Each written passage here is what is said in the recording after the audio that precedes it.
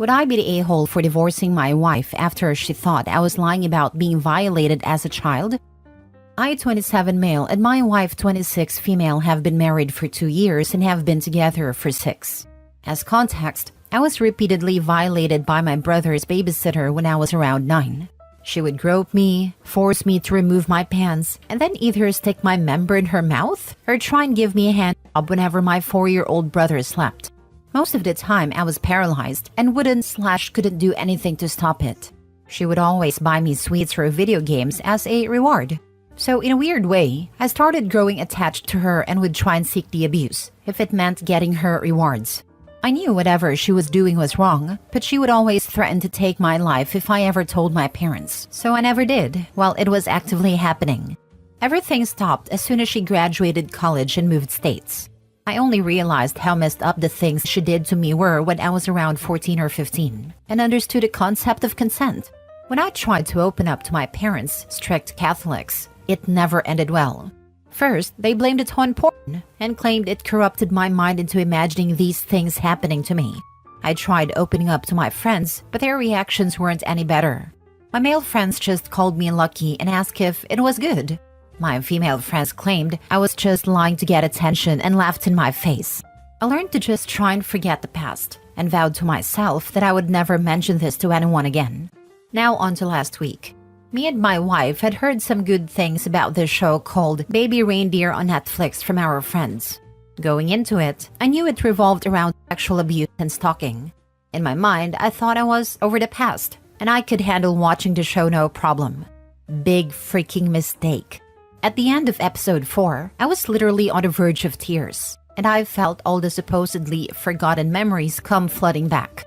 At the end of the next episode, I couldn't hold it in anymore. My wife paused the show and just stared at me. After a while, I did finally manage to calm down a bit. She asked me why I was crying, and I just let everything out. She said she was sorry, hugged me, and we went to bed soon after. I apologized to her the following morning for ruining our night.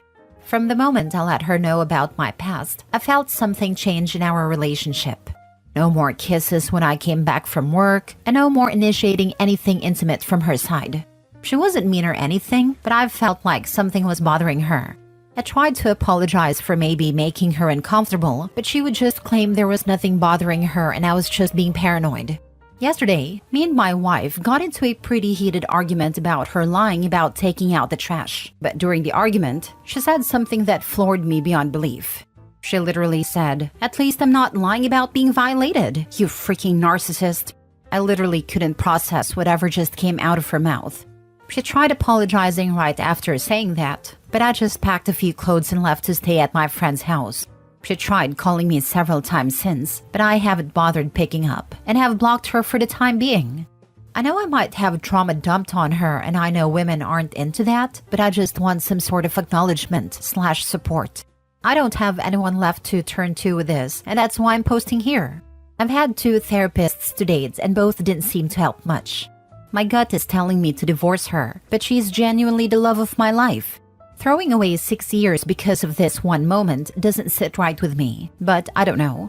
Would I be the a-hole for divorcing her? Am I actually the a-hole here? I would love to hear some of you guys' opinions on my situation, but if you read this all the way through, thank you. Now for the top comments. Not a-hole. You did something brave by opening up, and she threw it back in your face. I'm sorry that you faced such rejection your whole life. Unfortunately, that is all too common for men who have been assaulted. It's up to you to decide if you want her back, but either way is valid. Thank you. I'm pretty sure this happens a lot to women as well. I went to a few anonymous meetings and heard a lot of the same from women who claim people just thought they were trying to get a settlement or something. Not a-hole. As a CSA survivor, the turning point for me in my marriage was when he told me to get over it, and it's been so long. We are now divorcing. While it wasn't the sole reason I left, knowing that it wasn't a safe space for me anymore, if at all, was a driving force. So while I won't tell you to leave her, I will say you do need to speak with a professional regarding your past, and keep her at a distance while you work through your emotions. She can never take back what she said to you, and there needs to be consequences for that.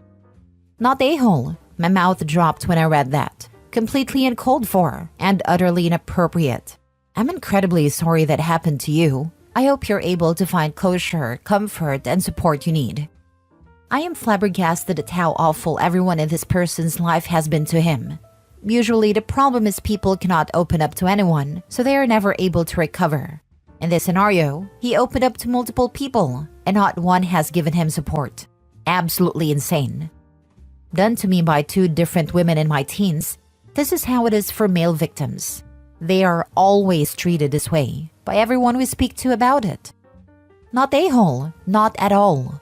I am sorry that you experienced such a traumatizing event and that your parents didn't believe you and made it even harder for you. No surprise that you suppressed the memories and thoughts of it, and no surprise that it comes up occasionally with or without specific triggers. You deserve someone who supports and believe you. Your wife is not doing so, and how can you open up to someone who made clear that she didn't believe you? How shall you process everything when your closest persons don't believe you? You deserve better. Next story. Am I the a-hole for telling my fiance to get over her dead ex-boyfriend? My fiance, female 33, male 36, have been together for 3 years. She was with her previous boyfriend for around 3 years and they have 2 young kids together. He died from an overdose 2 weeks ago. He had been struggling with addiction off and on since before they were together. I've known him since childhood but wasn't close. I can say he was a very friendly, outgoing, charismatic guy when he was clean. He was the type of guy where if he was around, you'd stand no chance with the girls because they were all interested in him. Eventually, she broke up with him due to his addiction issues, but ensured that he still had relationships with his kids.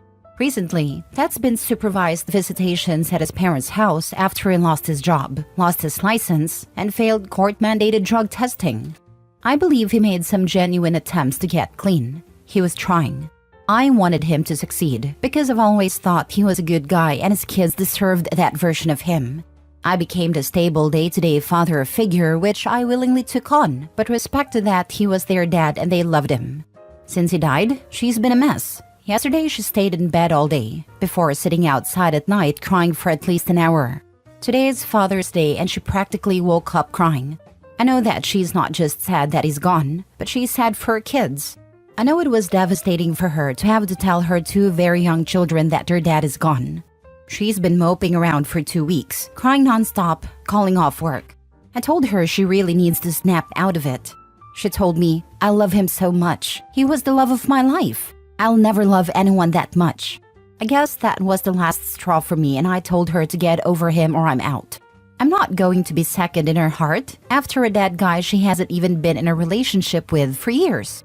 She told me I'm not being empathetic and I have no tact. I'm an a-hole, and he was never that mean to her regardless of what was going on.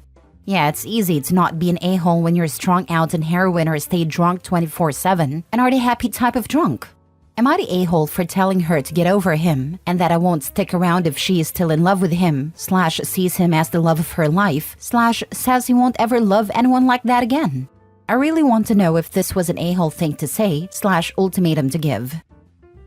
I know she's not just sad that he's gone, but she's sad for her kids. I know it was devastating for her to have to tell her 2 very young children that their dad is gone. I'll be honest with you, I was leaning heavily to her side after reading this because it's true. Kids that age can't understand, and dealing with the genuine questions from the kids would be heartbreaking. Especially after it having been only 2 weeks. She told me, I love him so much. He was the love of my life. I'll never love anyone that much. But then I read that. Probably an utterance without thinking about it. Probably an emotional outburst. But I'm 100% certain it's honest. That right there is the game changer. Let's recognize the truth here. You are only ever going to be a placeholder for the chance she could get back with him. If he got clean, she'd have dropped her butt and gone back. Find someone on her side of the family dependable enough to ensure the kids are okay and then get out. Don't ever settle for being second best in love unless it's the children you've chosen to raise as your own, be they yours or not. End a relationship clean and quickly, legally if necessary. But get out, get away and go on with your life. Not a-hole. Best of luck, my friend. I'm certain she was being honest too. She hasn't even tried to backtrack or deny it. Before she actually said it with words, I found her repeatedly kissing his picture and this bracelet I gave her. I'm sorry, that's just too much for me. Laying in bed with his picture, kissing it over and over? Yeah, she was never over him. She just needed someone to raise her kids and support her while she figured out how to get him back. It is an insulting term called placeholder. She needs time to truly mourn, and he needs to find someone who isn't in love with someone else. I love him so much. He was the love of my life. I'll never love anyone that much. You know where you stand now if you didn't already. Not a-hole, but unless you're prepared to be her eternal plan B, it's time to leave, yes? Staying knowing she settled for you must be heartbreaking. Apologize for your lack of empathy and tell her that despite this, the knowledge she settled for you is not something you can live with. It's left me wondering if she was in love with him this whole time and only with me for the sake of stability for her and her kids. This is the first time she said any of this out loud to me. I was sure she loved him at one point. Her Facebook is still filled with post after post, talking about how much she loves him, and she never posted anything like that about me. Totally childish to bring up Facebook posts, I know. I just wouldn't leave a bunch of posts extolling my love for an ex-girlfriend up there, after I'd broken up with them and was in a new relationship. Not that I ever made near-daily posts about my love for somebody like she did. Next story. Pregnant wife's sister offered to sleep with me. My wife, 24 female, and I, 24 male, have been together for 3 years and married for about 6 months now. We found out that we're going to be parents and we are both very excited. We both told our families over the weekend and everyone was happy for us. This morning, I got a text from my wife's sister, 21 female, saying that she knows that women can get emotionally and physically abusive and can put a stop to intimacy during pregnancy, and that she is willing to help me out anytime sexually or emotionally during and after the pregnancy. Obviously, I have no interest in anyone other than my wife. But how do I tell her what her sister offered? My wife has always been there for her sister and they have always been super close. Her sister was the maid of honor at our wedding. I don't want my wife to lose that bond, and it would destroy her if she found out that her sister was willing to betray her like that. At the same time, her sister is a snake and is willing to ruin our marriage and the life of her soon-to-be nephew/niece for what I'm guessing is a childish crush on me. My first priority is my wife and unborn child, and anyone else can go to hell. How do I approach this situation? There is literally no good outcome. I can tell my wife tonight. She will be absolutely devastated. I will always be there for her and I know her parents will be on her side, but losing a 20-year bond with her own sibling while in such a vulnerable state sounds terrible. How can I possibly tell my wife that the sister she loved and looked after her for so many years wanted to sleep with her husband while she was pregnant? If I don't tell her soon and tell her later, she may lose her trust in me. If I don't tell her at all, my wife will be close with someone who clearly does not care for her and could easily betray her again in the future. Now for the top comments. Sorry, dude. You have to tell your wife tonight. Otherwise, sister-in-law is going to twist it and try to make it look like this was your idea. Exactly 100%. Key, show your wife the text. It's proof that your wife's sister was hitting on you, not the other way around. It will also show your wife that you are not hiding anything and not attempting to hide anything. I don't think you can avoid hurting your wife at all in this situation, but you can at least minimize any hurt by being open with her. And if she asks why you didn't show her sister-in-law's text as soon as you read it, tell her the truth about that too. You didn't know how to handle it and you didn't want the situation to hurt or worry her. Keep this in mind. Going forward, as a general rule, not a specific one, most of the pain inflicted by this kind of situation will be spared by partners trusting each other to be open with them about anything. Think about that. How would you feel if 5 or 10 years from now, you found out that your best friend was repeatedly making passes at your wife? And even if he wasn't doing it anymore, would that make any difference to the way you felt about her? He should explain his concerns while telling her, in my opinion. It'll show how much he cares and respects her by saying, I really wish this didn't happen because I don't want you to lose your sister. And show her the text. I'd block the sister too, so it shows he doesn't want her contacting him due to this. This is one of those things you must show your wife immediately. The longer you wait, the worse it will make your wife feel. It's either a childish test by your wife or your sister-in-law is just evil. My cynical self was like, wife put sister up to this as a test because she's feeling scared. I freaking hate the world, man. But hey, maybe it's just a devious little sister trying to get back at her big sister for something that happened in middle school or something. What do I know? Honestly, I'd rather that be the case.